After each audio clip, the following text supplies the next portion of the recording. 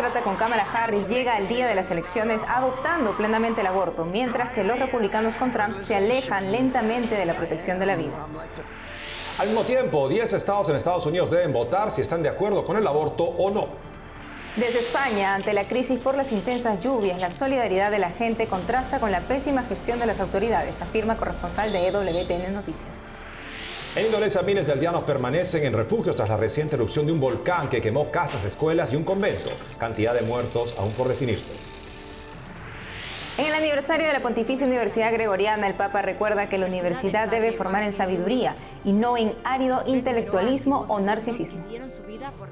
Hola amigos, hola Eddie, ¿cómo estás? Bien, gracias Natalie, un gusto como siempre estar contigo y con nuestros televidentes desde nuestros estudios en Lima, Perú. Bienvenidos a su noticiero con enfoque católico EWTN Noticias, yo soy Natalie Paredes. Soy Eddie Rodríguez Morel, gracias por acompañarnos.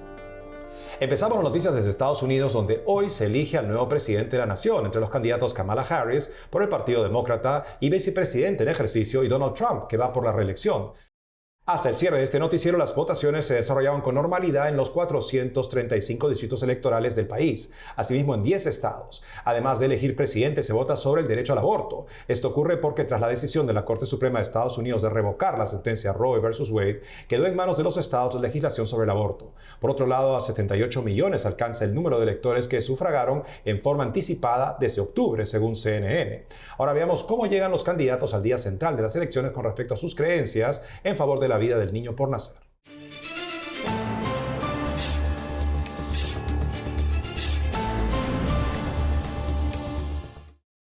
La libertad fundamental de una mujer para tomar decisiones sobre su propia vida.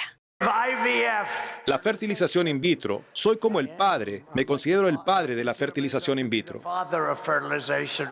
En la carrera hacia la Casa Blanca, el movimiento Provida ha perdido el poco terreno que tenía. El Partido Demócrata ha abrazado plenamente el aborto sin límites en la gestación. Y el Partido Republicano se aleja poco a poco de la protección de la vida. Detendremos las prohibiciones extremas del aborto de Donald Trump, porque confiamos en que las mujeres tomen decisiones sobre su propio cuerpo y no en que su gobierno les diga qué hacer. Harris ha reiterado ampliamente la narración de elección y libertad utilizada por los proabortistas durante su gira pro-aborto por los Estados Unidos como vicepresidenta. Ella es la primera vicepresidenta en ejercicio que visita una clínica de abortos. Como candidata presidencial demócrata, lo convirtió en el centro de su campaña, prometiendo que protegería federalmente el aborto como un llamado derecho. Y les prometo que, cuando el Congreso apruebe un proyecto de ley para restablecer las protecciones de Roe vs. Wade como presidenta de los Estados Unidos, lo firmaré con orgullo como ley. Durante una entrevista con la Radio República de Wisconsin, Harris presentó la idea de poner fin a las obligaciones del Senado para aprobar la llamada legislación sobre el derecho al aborto. La regla de las obligaciones fija un umbral de 60 votos en el Senado para aprobar la legislación. Harris quiere una mayoría simple de 51 votos. Incluso introdujo la religión en su argumento a favor del aborto durante su debate nacional contra Trump. Y uno no tiene que abandonar su fe o creencias profundamente arraigadas para estar de acuerdo. El gobierno y Donald Trump ciertamente no deberían decirle a una mujer qué hacer con su cuerpo. El expresidente Donald Trump ha divagado sobre el tema en lo que respecta a su voto personal. Inicialmente dijo que votaría a favor de la enmienda 4 en Florida, que ampliará el plazo de aborto a 15 semanas, diciendo que pensaba que las mujeres necesitaban más de 6 semanas. Pero después de algunas reacciones, se comprometió oficialmente a votar no a la medida radical. Su postura a nivel nacional es dejarlo en manos de los estados. En cuanto a la prohibición del aborto, no estoy a favor de la prohibición del aborto, pero no importa porque esta cuestión ahora ha sido asumida por los estados. El presidente Trump también se ha comprometido a apoyar la fertilización in vitro y prometió a los votantes financiar federalmente los procedimientos. Como parte de nuestros esfuerzos para ayudar a las familias trabajadoras, hoy anuncio en una declaración importante que bajo la administración Trump, su gobierno pagará o su compañía de seguros estará obligada a pagar todos los costos asociados con el tratamiento de fertilización in vitro, fertilización para mujeres, tratamiento de fertilización in vitro. Los compañeros de fórmula de cada candidato, el senador J.D. Vance y el gobernador Tim Walz, han expresado distintos niveles de apoyo al aborto legalizado. El gobernador Walz eliminó las protecciones para los nacidos vivos en su estado de Minnesota. ¿Cómo podemos decir que como nación algo tan básico como determinar tu propio cuerpo está determinado por la geografía? Nunca apoyé una prohibición nacional. Lo hice cuando me postulé para el Senado en 2022. Estándar nacional mínimo, por ejemplo. Tenemos una prohibición del aborto por nacimiento parcial, aunque sé que los demócratas adoptaron una postura radical a favor del aborto. El presidente Trump tuiteó durante el debate en parte que no apoyaría una prohibición federal del aborto. Agregó que apoya el aborto por violación, incesto y por la vida de la madre, y que no apoya el aborto tardío. Pero durante el debate expresó la necesidad de políticas pro familia. Como republicano que orgullosamente quiere proteger la vida inocente en este país, orgullosamente quiere proteger a los vulnerables, mi partido tiene que hacer mucho más para recuperar la confianza del pueblo estadounidense. Quiero que apoyemos los tratamientos de fertilidad. Quiero que sea más fácil para las mamás tener bebés y criarlos, más fácil pagar una casa para criar esa familia. Hay mucho que podemos hacer en el frente de la política pública para darles a las mujeres más opciones.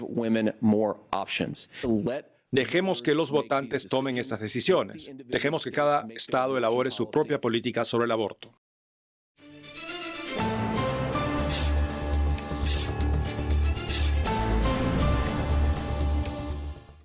Hoy se cumple una semana desde que las mayores lluvias torrenciales en España en los últimos años provocaran graves inundaciones que arrasaron con todo a su paso por numerosos lugares, dejando al menos 215 muertos, la mayoría en Valencia, numerosos desaparecidos y cuantiosos daños. Para que nos amplíe, estamos conectados con nuestro corresponsal en España, Nicolás de Cárdenas. Nicolás, bienvenido. Lamentamos mucho esta tragedia en España. Los estamos acompañando con nuestra oración. Cuéntanos cómo se siente la gente.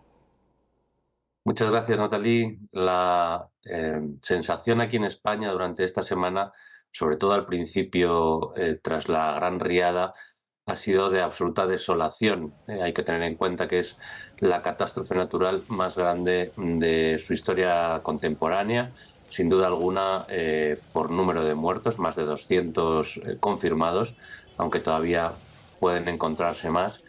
Y esto ha supuesto un choque social enorme, por una parte de tristeza, de golpe de realidad, de encontrarse con la muerte cara a cara, y al mismo tiempo pues una explosión de solidaridad excepcional que también ha contrastado con lo que la mayoría de la gente entiende que ha sido una pésima gestión de la situación por parte de las autoridades, lo que también ha derivado en cierto nerviosismo y algunos altercados. ¿Y qué ciudades han sido las más afectadas por estas inundaciones? Las inundaciones han afectado fundamentalmente a la parte sur de la ciudad de Valencia, que está en la costa este española, Paiporta, Chiva, Catarroja. También, no solo en la provincia de Valencia, también en Albacete hay una localidad, Letur, donde al menos hay ya 3 muertos confirmados y otros, creo que son 5 personas desaparecidas. Además, toda esta situación meteorológica también ha tenido algunas consecuencias en algunas provincias del sur, en Andalucía, y a finales de la semana pasada también en Cataluña, en algunos pueblos se han inundado, gracias a Dios, sin que tengamos que lamentar víctimas mortales. Y también las consecuencias se dieron en la iglesia. ¿Cómo afectó estas inundaciones a feligreses y patrimonio de la iglesia? Obviamente las iglesias, como los comercios que hay en las calles, han sido afectadas exactamente igual. El agua ha cubierto entre 2 y 3 metros de altura en el momento peor de la riada, en lo que ha derivado pues, en que algunos hayan visto los bancos de las iglesias flotar, las imágenes destrozadas, manchadas de barro, algunas bueno, pues han quedado inservibles, otras habrán de ser restauradas. Me contaba un sacerdote que en una de las parroquias han perdido la imagen de la Virgen del Pilar. La verdad es que se han movilizado muchísimo para poder limpiarlas cuanto antes. y en algunas de ellas, a medio limpiar, se han celebrado eucaristías con los voluntarios a lo largo de esta semana, que sin duda han sido especialmente sentidas, ¿no? Así es, Nicolás. Y también de qué manera la Iglesia está apoyando a los damnificados. La movilización de la Iglesia ha sido excepcional, está siendo excepcional desde el primer momento. En primer lugar, el Arzobispado de Valencia, el que está más afectado, ha coordinado desde el primer minuto a sus sacerdotes, especialmente los de la Vicaría 3, que es la que engloba estos pueblos que hemos mencionado antes. Además, las Cáritas han intentado pues ponerse a disposición de los vecinos. Lamentablemente, muchas del material que tenían las Cáritas parroquiales también ha quedado inservible, pero con lo que iba llegando hasta las ciudades devastadas, pues han podido paliar en alguna medida las necesidades. Con el mérito añadido, me contaban algunos de los sacerdotes, de que los que han gestionado eso son también vecinos cuyas casas han sido arrasadas. La acción de la Iglesia se va a tener que extender durante meses porque son miles y miles de familias las que han perdido absolutamente todo. En ocasiones sus trabajos y sus casas, las dos cosas. Cuando no, lamentar las pérdidas humanas, que también van a necesitar de un acompañamiento psicológico y espiritual. Nicolás, muchas gracias y seguimos unidos en oración por España. Muchísimas gracias. Se notan vuestras oraciones aquí. Gracias. Nos vamos a Indonesia, donde al menos 10 personas murieron tras una serie de erupciones volcánicas que se extendieron en la isla de Flores. La erupción del volcán Lewottobi Laki arrojó lava hasta 6 kilómetros desde su cráter. Cenizas calientes afectaron varias aldeas, quemando casas, incluido un convento de monjas. La hermana Nicolín Patjo, misionera sierva del Espíritu Santo del monasterio de San Gabriel, es una de las víctimas de la grave erupción, informó un sacerdote de la agencia Fides. Los equipos de rescate buscan a las otras víctimas, que se cree que están atrapadas bajo los edificios derrumbados. La Agencia Nacional de Gestión de Desastres informó que al menos hay 10.000 damnificados. Ahora escuchemos a aldeanos evacuados tras la erupción del volcán.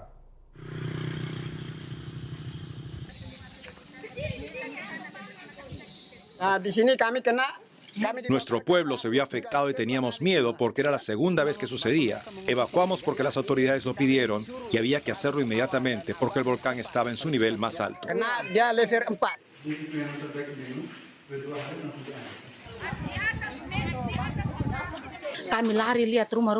Salimos corriendo de la casa y tuvimos que refugiarnos bajo tablas o grandes árboles porque teníamos que proteger nuestras cabezas de la lluvia de grava caliente y nuestras manos nos dolían por la ceniza caliente mientras seguía abrazando a mi bebé.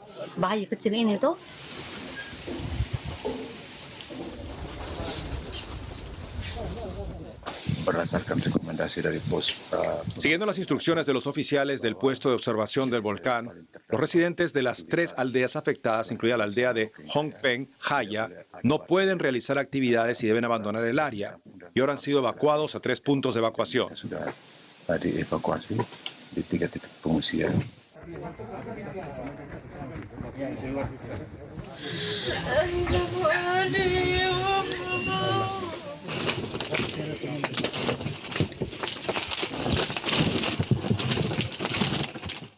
Y ahora dirigimos nuestra atención hacia el Vaticano, donde el Papa Francisco esta mañana habló de la misión de la educación universitaria y su importancia en especial para la Iglesia Universal. Fue en ocasión del Día Académico de la Pontificia Universidad Gregoriana. Nuestra corresponsal Paola Rías informa.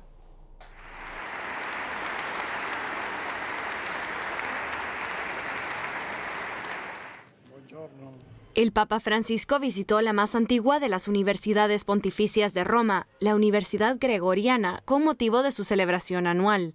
Carísimo Papa Francesco. Tras su llegada, el padre Arturo Sosa, prepósito general de la Compañía de Jesús, le dio la bienvenida. Sosa subrayó que la presencia del pontífice confirma la misión universitaria. La ricerca científica La investigación científica en los diversos campos de la ciencia, la filosofía y la teología conduce a una comprensión más profunda de la creación y contribuye a abrir nuevos caminos a la fe, comprometida con la transformación de la sociedad humana para hacerla más justa, más solidaria y respetuosa con la creación. La universidad se inserta de múltiples maneras en el tejido de la historia humana y contribuye según su modus operandi específico a la reconciliación de todas las cosas en Cristo. A la riconciliazione de tutte le cose in Cristo.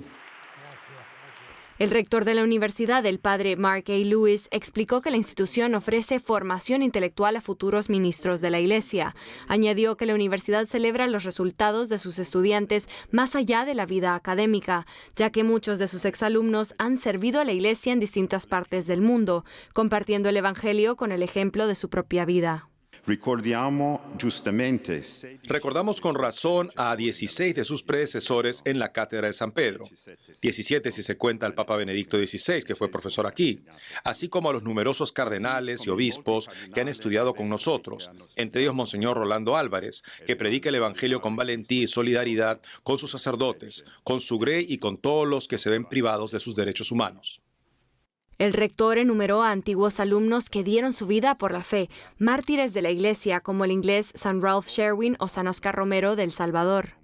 A quien enseña, a quien aprende, a quien colabora. El Papa tomó la palabra para recordar a los presentes que la universidad debe formar a la persona en sabiduría y no en árido intelectualismo o narcisismo.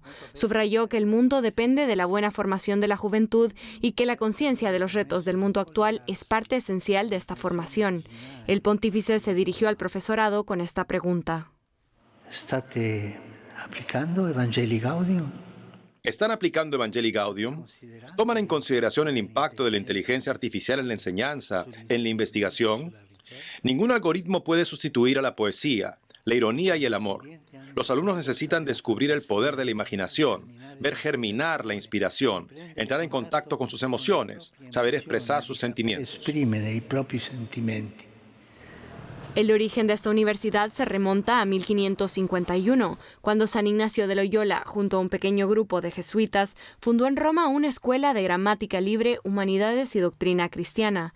En 1873, el Papa Pío IX la nombró Pontificia Universidad Gregoriana. Ahora la institución cuenta con casi 3.000 estudiantes de más de 100 nacionalidades. En Roma, Paola Riaza, EWTN Noticias. Hacemos una pausa y al volver, en Myanmar aumentan las víctimas y brutalidad de los crímenes por la guerra civil, según reciente reporte del comisionado de las Naciones Unidas. El Papa ora y pide el fin del conflicto. La primera que quiere la paz es la Iglesia. Además, ya puede ver en YouTube el documental El comunismo, enemigo del Sagrado Corazón. Le contamos esa más. obra de Satanás que la... Regresamos con más noticias con Enfoque Católico.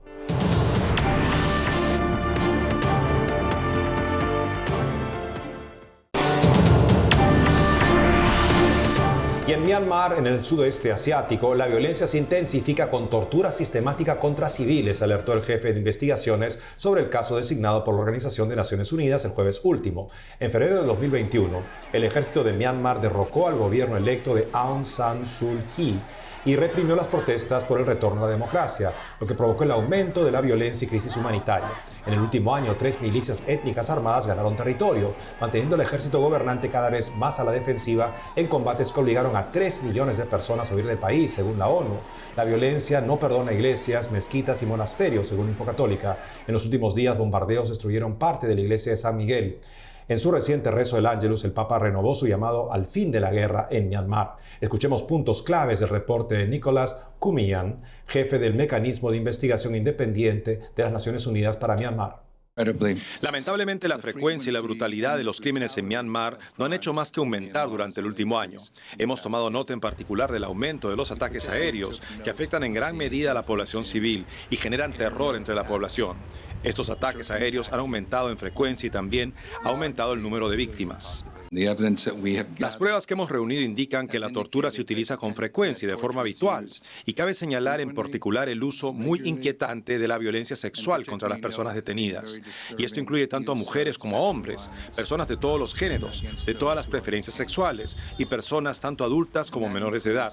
Hemos visto cada vez más pruebas de crímenes brutales cometidos por las fuerzas de la oposición, y eso nos preocupa y queremos que el mensaje llegue a todos. Nuestro mandato es reunir pruebas de los crímenes internacionales más graves cometidos en Myanmar, independientemente de la etnia, la religión o las convicciones políticas de los perpetradores o de las víctimas. También reuniremos pruebas de los crímenes cometidos por las fuerzas de la oposición, si llegan al nivel que corresponde a nuestro mandato. Ahora nos conectamos con el padre Pablo Pérez del Instituto del Verbo Encarnado, actualmente misionero en Brasil. El sacerdote realiza apostolado por medio del canal de YouTube Tú Reinarás, en el cual, entre otras cosas, producen películas documentales católicas. El 17 de octubre último presentaron la película documental El comunismo, enemigo del Sagrado Corazón, sobre los oscuros rincones de la historia del comunismo y su impacto devastador en la humanidad. Hoy el padre Pérez nos hablará al respecto. Padre Pablo Pérez, es un gusto tenerlo con nosotros en el programa. Para mí es un gusto poder estar con ustedes. Padre, ¿por qué el comunismo es enemigo del Sagrado Corazón? Históricamente, el comunismo tiene como base un sistema ateo. Su fundamento es ese. Entonces, necesariamente es enemigo de Dios. Ahora, a lo largo del tiempo, en sus distintas variantes, porque ha habido varias expresiones del comunismo, el comunismo se dedicó al ataque concreto de Dios. En algunos casos, bien claro contra el Sagrado Corazón de Jesús, como es el caso del Cerro de los Ángeles en España, que fue dinamitado porque el rey había consagrado España al Sagrado Corazón. El comunismo no pudo aceptar eso y entonces tuvo ese ataque tan terrible. Es un ejemplo solamente, pero a lo largo de la historia hubo varias intervenciones directamente contra Dios y contra el corazón de Cristo también. ¿Y nos podría comentar algunos de los hechos importantes también donde las heridas que dejó el comunismo se muestran también en este film? Bueno, nosotros hemos entrado en algunas historias en concreto en nuestra película.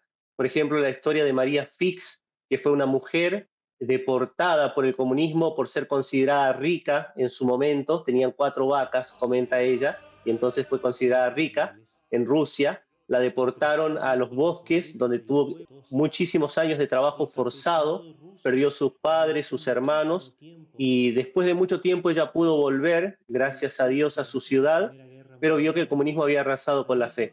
Entonces ella, como confesora de la fe, se dedicó a defender, a llevar sacerdotes, a promover la fe católica, era la que hacía los entierros, por ejemplo, y termina su vida cumpliendo un sueño de la infancia, que es ser religiosa. Es una de las historias que contamos. Después contamos algunas historias del comunismo más moderno, como puede ser, por ejemplo, las expresiones del siglo XXI, ese ataque en favor del aborto que hace el comunismo con otro nombre hoy, pero es marxismo del siglo XXI, y cómo siempre en esas expresiones a favor del aborto aparece el odio a Jesucristo, como una cosa central. Ahí aparece Mariana Varela, conocida en Argentina como activista católica, quien cuenta también parte de su historia en su lucha ahí en concreto en Argentina. Padre, en algunos países se hace presente con fuerza el comunismo aún. Vemos en Venezuela con Maduro a la cabeza, en Nicaragua la persecución constante contra sacerdotes, contra la Iglesia Católica. El Vaticano, bueno, recientemente ha anunciado también que renovó su compromiso con China, pero en China vemos también con fuerza el comunismo, ¿no? ¿Qué opina usted al respecto? No, el comunismo en todas sus expresiones siempre va a ser una realidad negativa para nuestra fe. Porque el comunismo es esencialmente ateo, rechaza de plano la idea de Dios y quiere construir un paraíso aquí en la tierra. Eso es imposible. Hasta la misma idea de comunidad que ellos tienen. Tratan de hacer el bien, en principio, suponiendo el mejor de los casos, pero esa comunidad es imposible si no se tiene en cuenta el pecado original. El pecado va a estar en el medio y va a ir rompiendo con ese ideal. Lo que vemos en nuestros días son esas expresiones comunistas de título, pero los gobernantes sumamente ricos, totalmente desproporcionados con lo que el pueblo vive. Esa es la realidad del comunismo en nuestros días y no puede ser mi opinión positiva en relación a eso. Padre, y ante todo esto, ¿cuál es la importancia de que nosotros como fieles tengamos también una mayor devoción al Sagrado Corazón de Jesús? Incluso lo hemos visto ahora en la 4ª encíclica del Papa Francisco, que es sobre esta devoción. Importancia central. El Papa Francisco, en esta nueva encíclica, él insiste en que la Iglesia necesita volver al corazón de Cristo para poder entender su acción. Para mí fue muy interesante encontrar muchas citas de los papas anteriores y más todavía frases del Papa Francisco insistiendo en que es la devoción para nuestros días. Él recuerda la aparición a Santa Gertrudis, donde el Sagrado Corazón le dice: en los últimos tiempos, cuando no haya caridad, la devoción al Sagrado Corazón tiene que encender nuevamente ese fuego. Es la devoción de nuestros días y el Papa lo está diciendo y ha escrito un documento maravilloso que lo recomiendo. Entonces no tengo mucho más para decir cuando el Vicario de Cristo ha hablado ya suficientemente, ¿no? Padre, ¿cómo pueden hacer entonces las personas para ver este film? Nosotros hemos dejado la película documental en nuestro canal de YouTube, Tú reinarás, se llama, y la película se llama El comunismo enemigo del Sagrado Corazón. Hemos hecho varias películas a lo largo del tiempo. Nuestra idea es darle épica al pueblo católico, para levantar de ese letargo que muchas veces nos mueve, mostrar nuestras historias, nuestros héroes, nuestros mártires, y mostrar en concreto también los peligros que acechan al pueblo fiel. Muy interesante, Padre. Esperemos que muchas personas puedan ver este documental. Padre Pablo Pérez, muchas gracias por la entrevista. No, yo les agradezco a ustedes. Dios los bendiga. Eso es todo por hoy, amigos. Gracias por haber estado con nosotros. No olviden seguirnos en nuestras redes sociales y en ewtnnoticias.com. Hasta mañana.